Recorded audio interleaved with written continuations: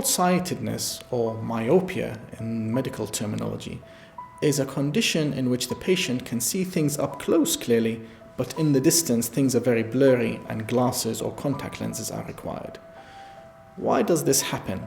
It happens because the eye is focusing the light too quickly in front of the retina. The retina being the film at the back of the eye, which processes the light and sends it to the brain. So in that situation, the light needs to be moved back to focus on the retina.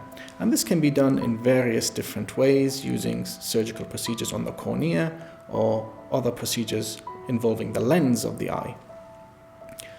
Presbyopia is a different condition which tends to come on with age.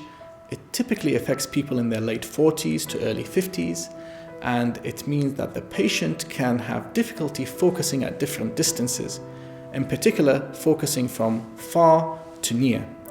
And in that situation, they would need to use varifocal lenses or bifocal lenses in order to see the different distances. Why does this happen? It happens because the lens that lives inside the eye behind the colored part of the eye, which helps to focus the light more accurately, it is, if you like, a type of zooming mechanism. It gets thicker to see things up close and thinner to see things in the distance.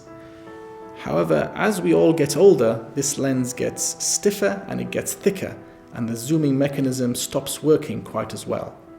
And in that situation, there are various different treatments that can be used. Laser, such as presbyomed laser treatment to the surface, to the corneas of the eyes, or in certain circumstances, if the patient is developing a cataract, i.e. that lens inside the eye is becoming hazy and murky, we can remove that cataract and put in a new artificial lens in its place. And there are various options that we can use to try and give the patient the ability to see different distances without the use of glasses. Every patient has their particular requirements, and it's particularly important to do a careful assessment of the patient's needs as well as the findings on the clinical examination of the eye to give the right treatment to the right patient.